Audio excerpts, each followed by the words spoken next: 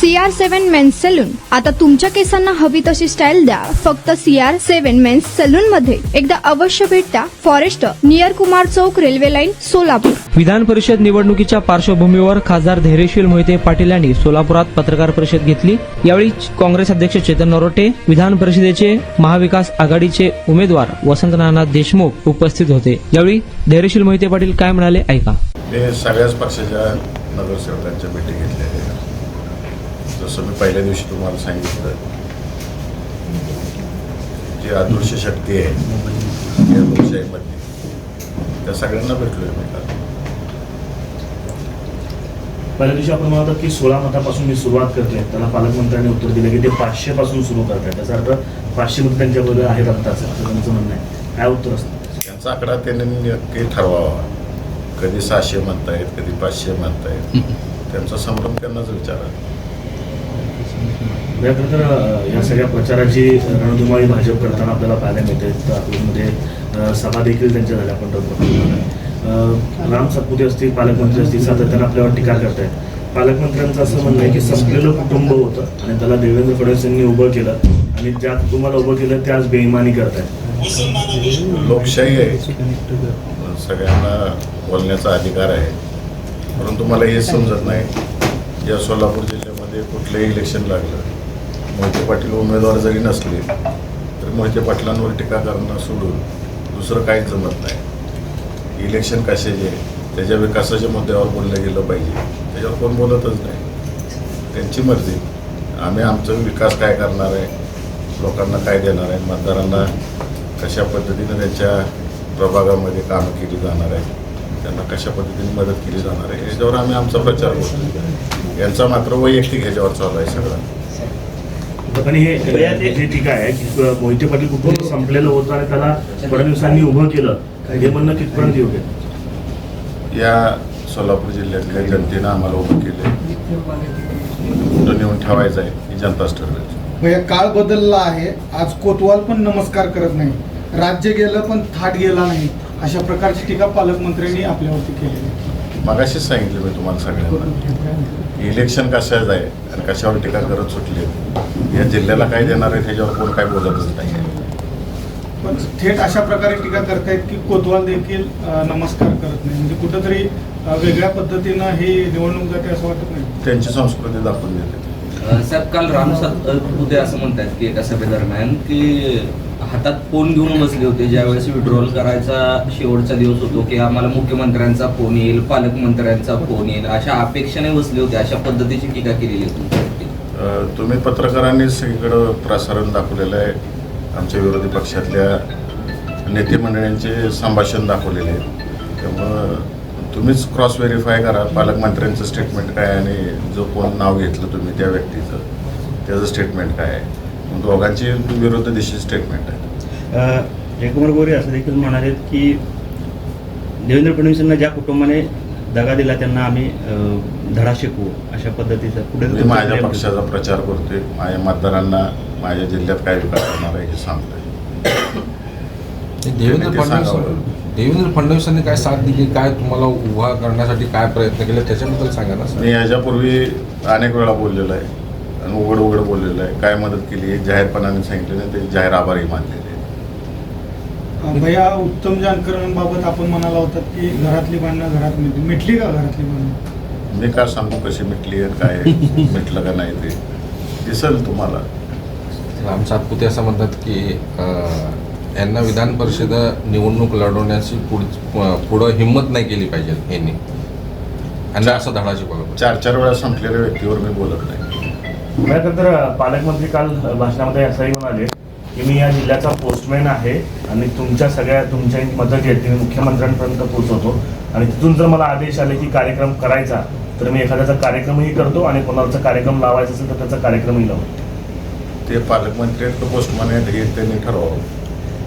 भैया, खरं तर आपल्याच गटाचे आणि आपल्या पक्षाचे आमदार आहेत करमाळ्याचे, त्यांनी जाहीरपणे पाठिंबा जो आहे तो भाजपला दिलेला आहे.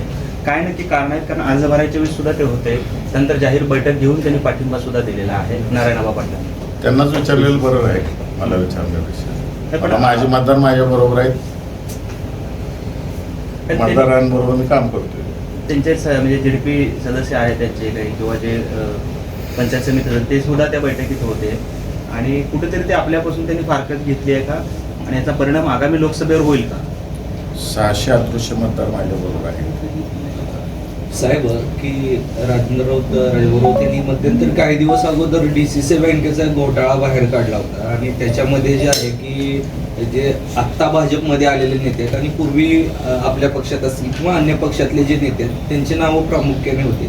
आता ते नेते भाजपमध्ये आहेत. ही अदृश्य शक्ती हीच नेते तुमच्या पाठीमध्ये. माझे मतदार, माझ्या उमेदवारांचे मतदार ही अदृश्य शक्ती आहे आणि आम्ही कोणतेही विषय काढलेले नाहीत. आम्ही दुसऱ्या मुद्द्यांवरही इलेक्शन लढत नाही. स्थानिक स्वराज्य संस्थे जे आहेत त्या मुद्द्यांवरही इलेक्शन लढतो. त्यामुळं कोणाला कुठल्या गोष्टी आम्ही न बोलता काय लागत असेल तर त्यात आम्ही जबाबदार नाही त्याला. ही निवडणूक जी आहे ती जिंकल्यानंतरनं पहिली सभा जी आहे विजय सभा ती मी अकलूजच्या चौकामध्ये घेणार आहे अशा प्रकारे आणि त्याच वेळेस मोहिते पाटलांना उत्तर देणार असं उमेदवार राजेंद्र राऊत म्हणतात. लोकशाही आहे, स्वागत आहे त्यांचं अकलूजमध्ये. याच्यापूर्वी अनेक पक्षांच्या अनेक मोठ्या नेते मंडळींच्या सभा अकलूजला झालेल्या आहेत आणि अकलूज हे फार विचारवंत गाव आहे. लोकशाही मार्गाने यावं, त्यांना जे काय करू वाटते ते करावं, आमचं ना म्हणणं नाही आहे. ह्याच्यापूर्वी आदरणीय प्रमोद महाजन साहेबांची सभा झालेली आहे अकलूजला, पवार साहेबांच्या झालेल्या आहेत. अगदी जुनं सांगायचं झालं तर देशाचे माजी पंतप्रधान चंद्रशेखर साहेबांची पण अकलूजला सभा झाली. अकलूजला ह्या गोष्टी नवीन नाहीत. अनेक पक्षाचे अनेक लोक येऊन अकलूजमध्ये सभा गाजवून गेलेले आहेत. आमच्या विरोधातले असतील, आमच्या बाजूचे असतील. अकलूज नेहमी सगळ्यांचं स्वागत करतो. मग या कशा पद्धतीचे मुद्दे घेऊन आपण या निवडणुकीत प्रचार करताय? तर 1 to 1 असा प्रचार होतोय. काय मुद्दे प्रामुख्याने असतील आणि काय सांगतो? आमचे प्रामुख्याने मुद्दे हे आहेत की जो मतदार ह्यामध्ये निवडून आलेला आहे त्याला लोकांनी विश्वास ठेवून निवडून दिलेले हे सगळे मतदार आहेत आणि त्यांना त्यांच्या त्यांच्या प्रभागामध्ये त्यांच्या त्यांच्या गावाचा विकास करायचा आहे आणि हा विकास करत असताना कुठं राजकारणाचा दुजाभाव झाला नाही पाहिजे आणि त्यांच्या हक्काचा निधी त्यांच्या प्रभागामधला असेल, त्यांच्या गावचा असेल तो मिळाला पाहिजे आणि तेच आम्ही प्रामुख्याने मुद्दे मांडतोय आणि मतदारांना आश्वासित करतो की आम्ही तुमच्या मागे खंबीरपणाने उभा राहू. भैया, खरं तर सुरुवातीला काँग्रेसने देखील अर्ज भरला होता आणि आपण देखील AB फॉर्मवर अर्ज भरला होता. त्यामध्ये भाजप कुठेतरी स्ट्रॅटेजिकली चुकली का? कारण काँग्रेसचा अर्ज बाद झाला आणि आता त्यांच्या दयाची हड्डी बनले राष्ट्रवादी, असं कुठे चित्र आहे का? कारण तुलनेनं काँग्रेस त्यांना सोपी होती. मात्र आता राष्ट्रवादी जे आहे ती ग्रामीण भागात जास्त संख्याबळ असलेलं आहे आणि ग्रासरूटला आहे. त्यामुळे भाजपला अडचणीचं ठरतंय का हे? त्यांनाच विचारायला लागलं अडचणीच ठरतंय का काय. कारण का एवढं पाशवी बहुमत आहे असं सांगतात ते, एवढं घाबरून का पळायला लागली?